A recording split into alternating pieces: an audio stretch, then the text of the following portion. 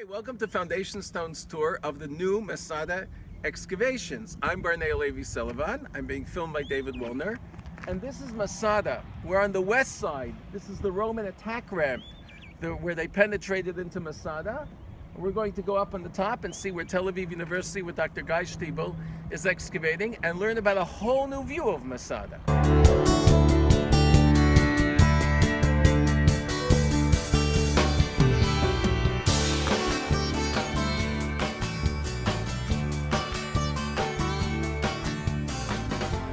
Hi, this is Barney Levi Sullivan. And David Willner.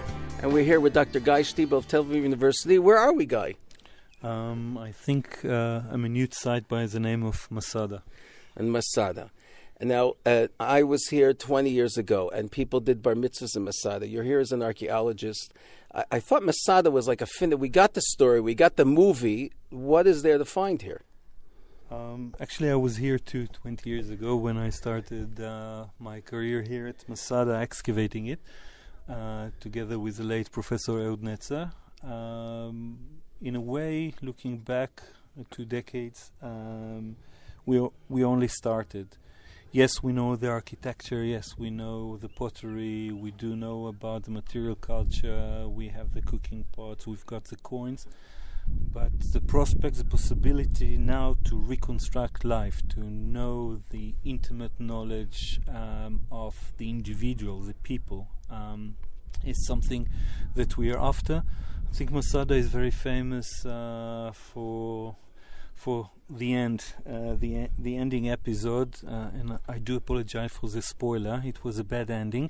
People committed suicide, at least according to the historian Flavius Josephus. But we're not after the dead people, at least not as a major goal, but actually we try to reconstruct their life here. And I think the power of Masada is a possibility to use it as a microcosmos to the entire province, to entire Judea. So in a way, I'm looking at a mirror right now, and I see Judea as it used to be 2,000 years ago. And to be honest, there's something very exciting about it. We might, I'm happy if you addressed it, we might have Maccabees, we definitely have Herod, we definitely have a battle at the end of the Jewish revolt of Rome. Mm-hmm. We have Byzantine Christians later. We have a few different periods. Your head is in Judea. Are you focusing on one particular period? No. Actually, what we hit is what we document. I mean, it's not. I'm not coming with preconception. I have some theories, but do you have a research question? Yes, definitely, and I'll refer to that in a second. I mean, why Masada and why now is something important. I mean, you don't just go out there and excavate. I mean, you need a question, you need a theory, you need a methodology, and to bring something new. Just to excavate for the fun of it, this is not good enough reason. But I think at the end of the day, when we look at Masada, the basic chronological framework still stands. I mean, we're truly on the shoulder of giant, as they say in Google Scholar, and the shoulders are those of Yadin and his ancestors, if you wish, ever since the 19th century. They provided us a foundation. I think what is so exciting about what we're doing right now is doing the refinement. And someone said that the Lord or the Satan is to be found in the small, minute details. We are after the small details, and they enable us now not only to say, okay, we know people were here during the early Roman period, as you rightly suggested, or maybe slightly earlier. At the end of the day, I'm after the community, I'm after the people. I know people by name, I know neighborhood at Masada, I know people by profession. It's a paradise for an archaeologist, the possibility to excavate, for example, one layer site from the year 66 to 73, i.e. the first Jewish revolt, and we excavate their dwellings. We know, as I've mentioned, people by name, we know men, we know women, we know kids. What can you ask for more? And we have the birds, as you can hear right now. Interesting. When you say that you have that, to what degree is it as an archaeologist by what you've pulled out of the ground, and to what degree as a historian reading Josephus and other stories? And a side question in that, how accurate do you find Josephus? Okay. And it's like the $64,000. Well, prices have gone up. Prices have gone up. I know.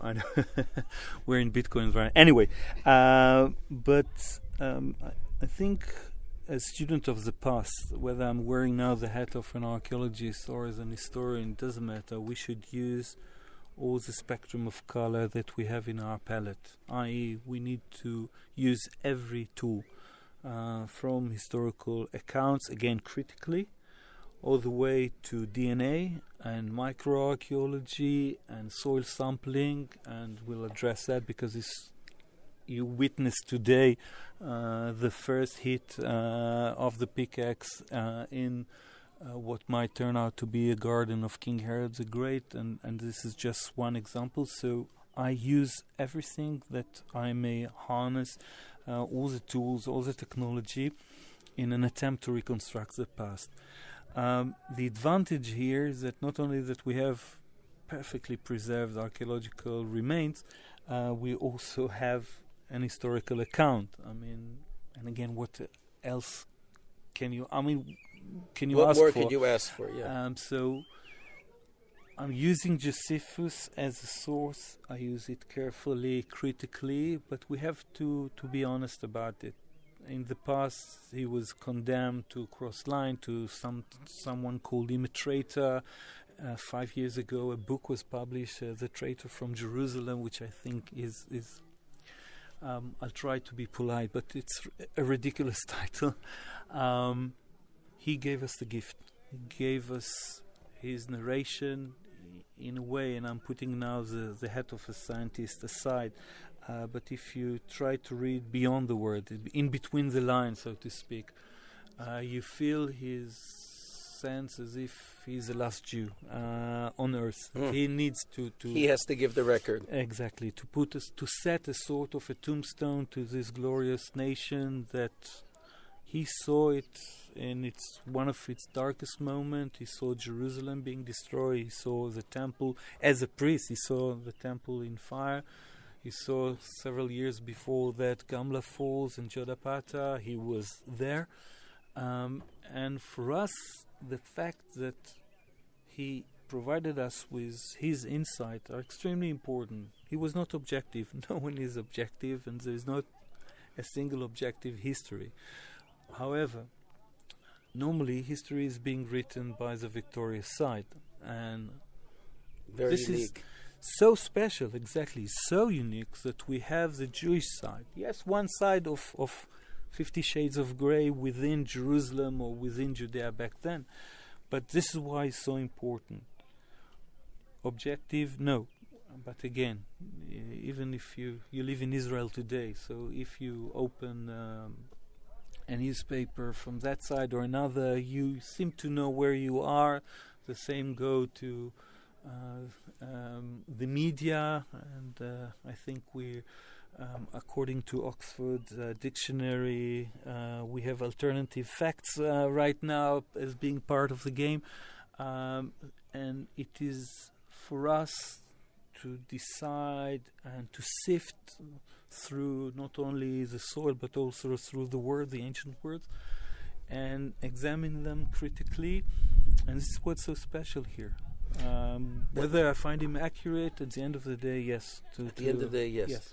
So I'm not asking specifically about the suicide story, but I mean when you say you know neighborhoods, and you know the names of people, to what degree is that coming from the text, and to what degree is that coming up from writing that you found here on site or that your predecessors found on site? I think this is part of, if I may say, one of my major contribution here in my study of Masada, that I was actually able to do it through the archaeology and an objective source, so to speak, and the possibility to decipher or to illustrate the heterogenic nature of the group of rebel, as we call them, and I insist to call them rebels rather than to call them zilot, as Yadin calls them, which I think is not the right way to address them, or Sikari, as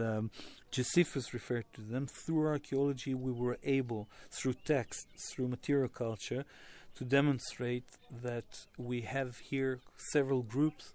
Among them, yes, a Sikari, but we have also what appears to be people of Qumran. I still refer to them as Isiin, regardless of the critics that involved in the story. But the people from Qumran apparently fled Qumran, or at least part of them fled Qumran before its destruction, and we have a group settling here, building magnificent and very large mikveh, a ritual bath that would allow them to bathe twice a day, and this is in the middle of the desert, something very, very special and very unique. And you're referring by that to what the signs call the swimming pool? It used to be called the swimming pool once upon a time, but already 15 years ago I changed the sign. You should come here more often. I should come here more often. You see when they took the course. And all of you that are listening now, I mean, do come and see by your own, experience it yourself. I mean, truly there's something special here, and you should see Bernay actually lying on the ground in the shade of the Byzantine church, enjoying the view, enjoying the weather, and especially the birds here. I have to mention, I gave a tour here to the Schwab family on when it was the hottest recorded day in 600 years. So I'm having a great time being here and not roasting. I think being here in the summer, you can understand why they committed suicide. It was too hot. But seriously speaking, yes, I know them by name. I found a bakery here on top of Masada. Not only that, I have the bakery in the oven and the grinding pots. I have a note, what we call in Greek ostrakon, a note that's been written using. It's an S. But that's what it is, written on a piece of pottery, right? One will call it a tweet today, or an SMS, or something like that. It's a disbursement notice. It's too close.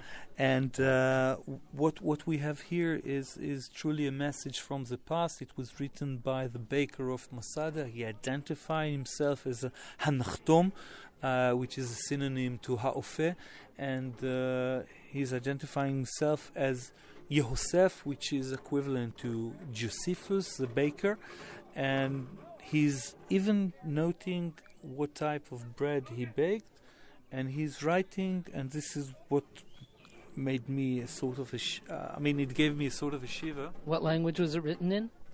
Combination actually of two, Aramaic and Hebrew.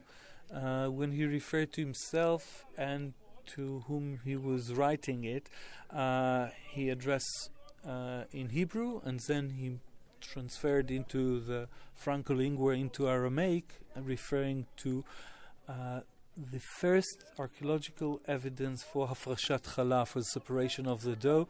We know about the biblical law, but I have to say it was extremely exciting. And I'm descended of family of bakers from London, the Grudzinskis, so as a fourth generation of bakers, to find the bakery on top of Masada, and to learn about hafrashat challah, and to see that in a certain date, at Yud Gimel of the month Ab, the 13th of the month Ab, they baked 1,020 loaf of white bread.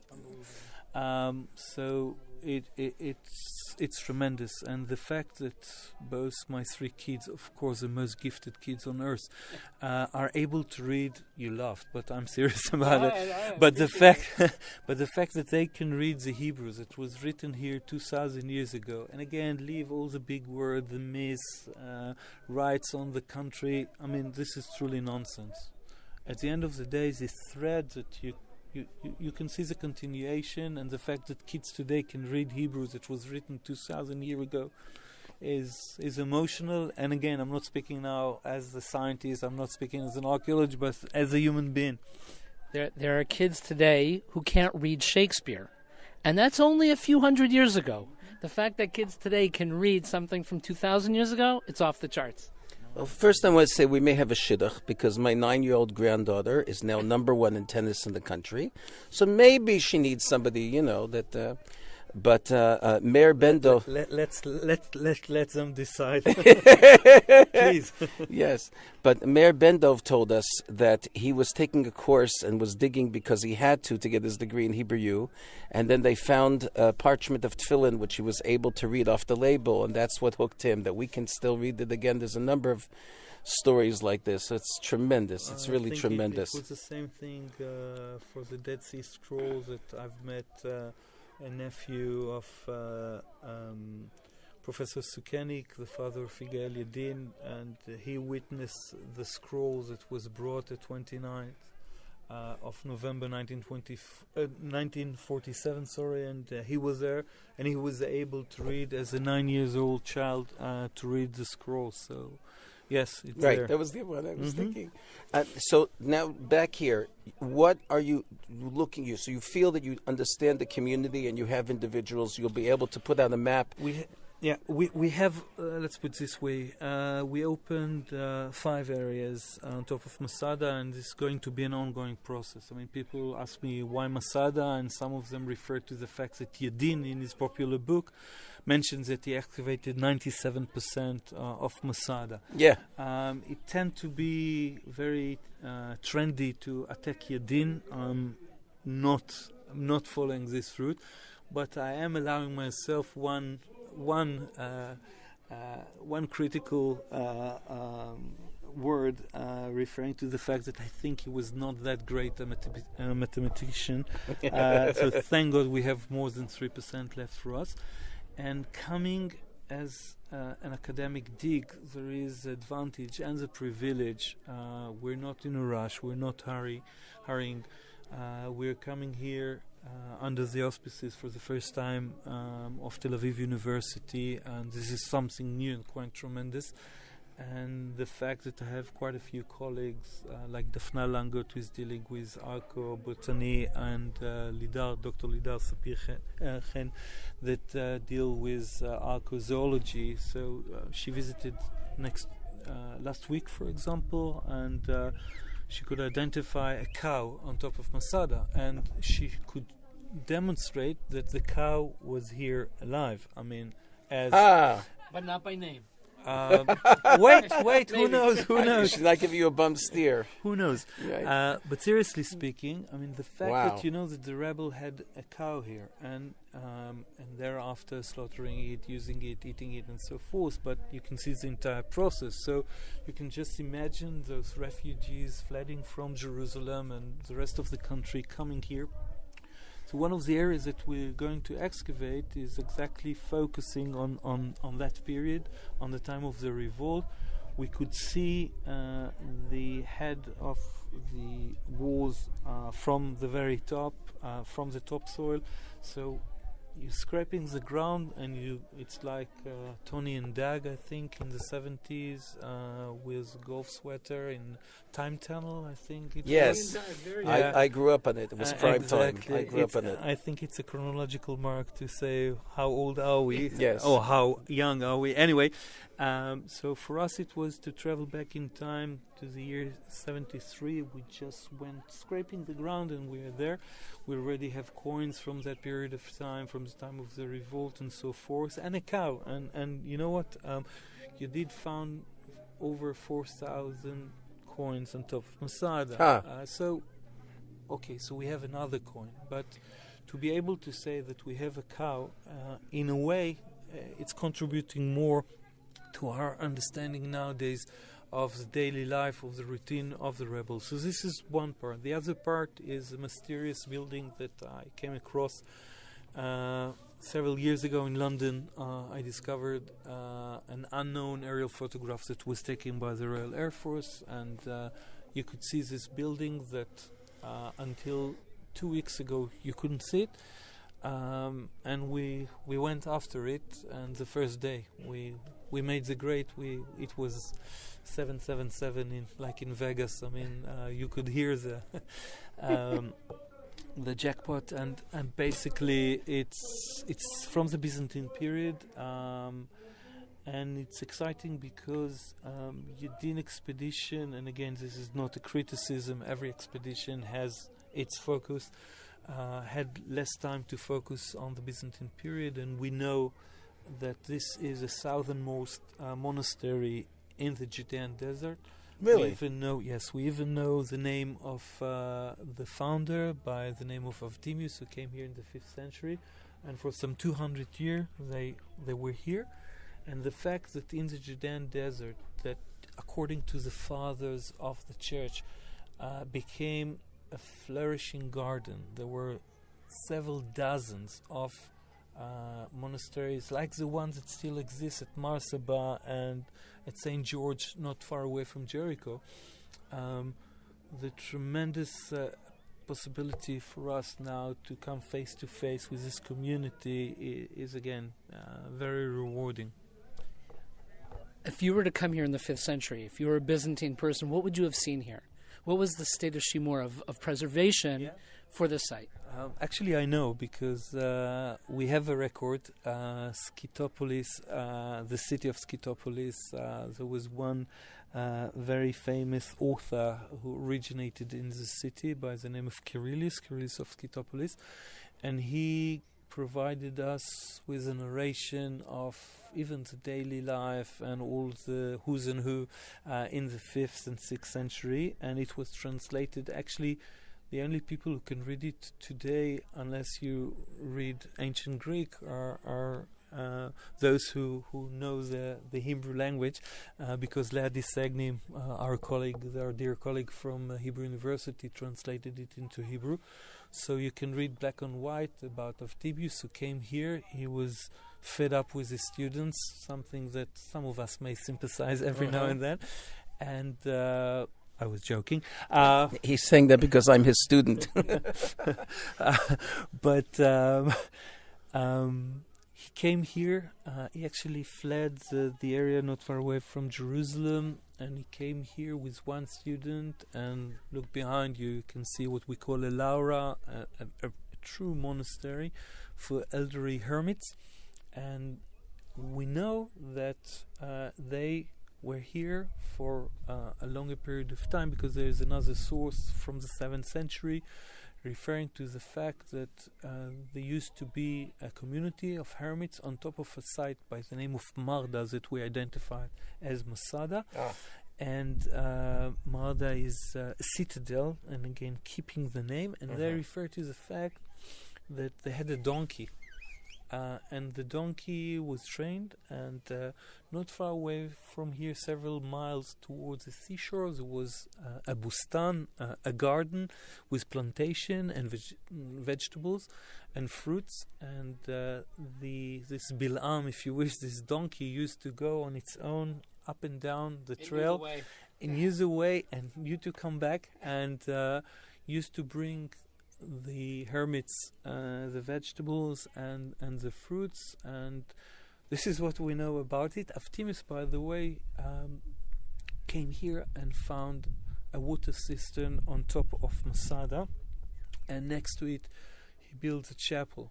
And if you notice, we're actually leaning right now on the wall of the chapel behind us, and 20 meters from here, the excavation area, we just hit a water cistern. So again, I'm not saying this is a very water cistern of Avdimius, but and I think this is something worthy consideration, and who knows? I mean, this is basically part of the thing we're after. So even though we're in the desert and a number of different periods, hundreds of years apart, people were able to live here. What is and not dependent on shipments coming from many miles away. What is the source of life here? So it's very easy to live in the middle of nowhere if you're the king. If you're King Herod the Great, this is how you find wines from south of Italy from the year 19 BC, which was a very good year, as we know, and 26 and 29 as well. And this is how you find apples that were brought from Italy, and fish sauce garum that was found here, but it originated in south of Spain. Just imagine. So Romans. From yeah, the Romans. yeah. And I think it was Monty Python who asked, "What have the Roman ever done for us?" This is something, but as a king, this is don't easy. think you know. You put it on for Hanan Eshel's book, and it was exactly what was needed. Humor for that time. It was some of the greatest moves I ever seen. But if we come back to archaeology and to artifacts and what they can tell us, I think the fact that there's something to do with an area, with a climate that influences the people. And you see it when you go for the first time to the Highland in Scotland, or you go to Switzerland. I mean, living in the mountain, you need to be accurate. You need to know how to do certain things. The same go to the desert. And if you follow Bedouins today, and if you go to Jordan and you watch the Nabateans, and if you come up here, they're the best teachers, and they know where to find food for their sheep and go to graze. They know how to identify the places where you have water sources like oases, but also areas following flash floods that you can find enough water to sustain yourself. And it goes to the Byzantine period and back in time to the time of the revolt. Some of them were forced to be here. I mean, they sought asylum in a place like that. Others were driven by their belief and their will to be as close as they can get to the Lord. And I have to say that if you're here in the middle of the night and you're alone and you forget the F-16s that flying by and things like that, there's something very powerful here. I mean, it's quiet. You can find, your peace of mind, and Nature is very present here. Yeah, I tend to agree. Yeah. So give us some sense. You pick one, either in Herod or in the revolt, of a question that you have that you're looking for and that you think you're on the trail of. One example is a garden. We seem to know, according to parallels of architecture only, that in the northern palace, in the upper terrace of the northern palace, it looked like the very tip of the Titanic. I mean, it's like a ship sailing into... Like the prow of the prow of a ship, exactly. So, well, without Brad Pitt, who was... anyway, but... We seem to know that there used to be a sort of a patio, a small garden next to this beautiful balcony that you need not much of imagination to see King Herod sitting there drinking wine imported from south of Italy using glass vessel. We found it all, including the wine and the wine remains. We are after the garden right now, and the pit that, as I said, you just witnessed and actually recorded the first few blows in the Virgin Sword. I was able to trace an area that was not excavated by a din and was left for the generation to come, and we're the next generation. And this is another proof why it's important not to excavate everything and to leave something for the future, and we're following the same track with the new techniques which allow more to be learned. So I don't need a huge area. We're excavating a pit that is 1 meter wide, 2 meter long, and we are after the soil sampling and especially the plaster, because my colleague Dr. Dafna Langut from Tel Aviv University was able to trace what we call pollen. Just think about small particles that when we have a tree or flowers, that they just float in the air, and if someone during the spring, for example, was plastering, this is a time during Passover that we tend to repaint our walls. Exactly. That was actually the period to do it. If you're lucky enough and pollen was stuck to the plaster, you actually have the record of all the vegetation in the nearby area. And she was very successful doing it at Ramat Rachel and finding some tremendous discoveries of very exotic trees. And shrubs that were brought from Persia, of all places. She was successful doing it at Herodium and Caesarea, and there is no reason whatsoever why we will not be able to do it again here. Especially because you'll be in the garden. So Exactly. Wow, that's great. So this is just one example of quite a few areas that we are after. The same goes to maybe agriculture areas that we're trying to identify a field on top of Masada, following various hints, and we plan to stand here for the next decade. So I think you should come again in the near future, and maybe more than that. Progress. Yeah, indeed. So now I want to ask a heretical question. You're spending university time and effort. The rabbi without a kippah leaning against the church. Yeah, at the chapel, right? But that's why Chapel Hill, North Carolina, was there once. You're spending resources here. We have poor people. We have other needs. What is the value to humanity, to Israeli society, to study? What is the benefit of knowing whether the rebels ate 1,200 loaves of bread or the Herod had this? What do we gain from this? Okay, so first of all, yes, I am using the state resources or university resources, but I have to say that if it was only up to that, I couldn't dream of spending a decade here. We were very fortunate to receive a very, very important and generous donation of an American descended family that lives in Israel right now, and they will be with us shoulder to shoulder for the next decade. Do they want to be named or not named? In due time. In due time, Fine. that will be known, and they fell in love. They fell in love with the site, but I think they fell in love with the question. And you can ask the same question about science. You can ask the same question about humanities as a whole. We have the privilege here at Masada to pinpoint a major junction in the history of this country, not only of the nation, but partly also of the Jewish nation, but also of the Roman Empire. And the Roman army, and the time of the Byzantine hermits, in an excellent state of preservation. I found lice. I found lice from Masada. So That's just what happens when you comb a site. Exactly. And they fell in love with the idea that you can truly reconstruct life here.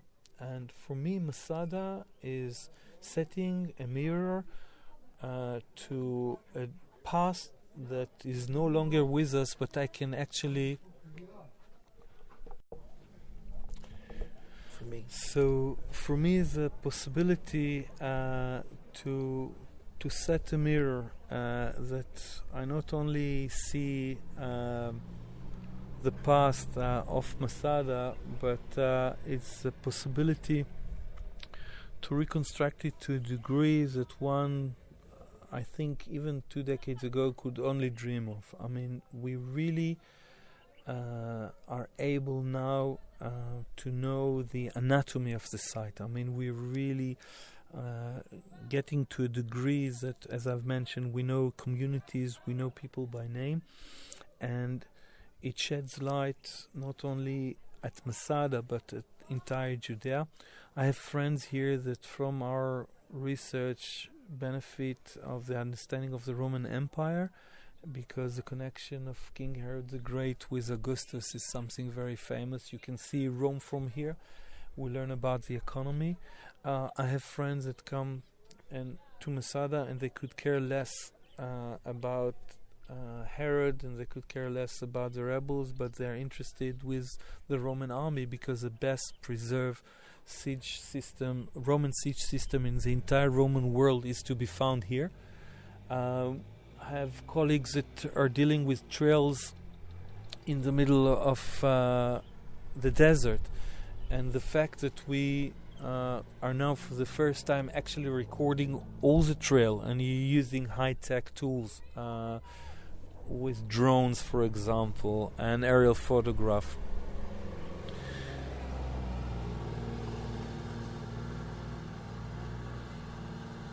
And for the first time we'll have a scientific document of the snake pass trails that was actually never documented to such degree. Is something important of its own.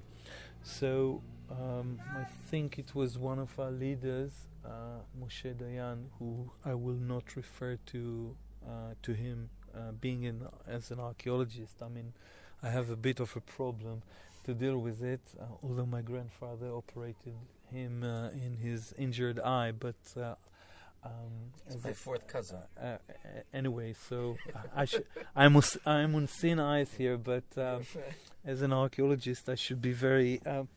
I'll try to stay diplomatic. But he was one of the chaps who said that a nation that doesn't know its past has no future, and I think he was very right about it.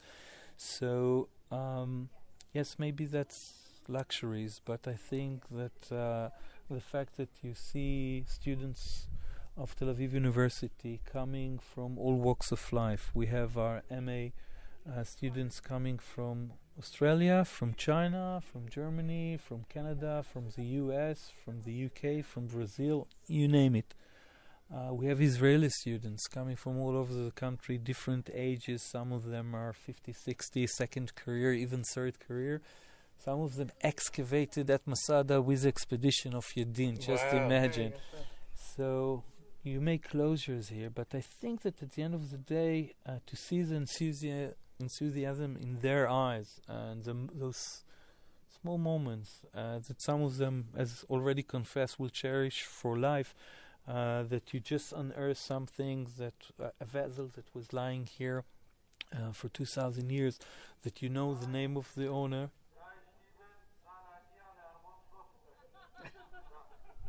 You see that they're calling you. Yeah, even the management, the big brother is watching me. So at the end of the day, this can only be if we found now a scroll, something like that. but at the end of the day, it's not only the joy of discovering; it's truly what you do and working on the material and really seeing the past come to life, in my eyes, is something extremely important.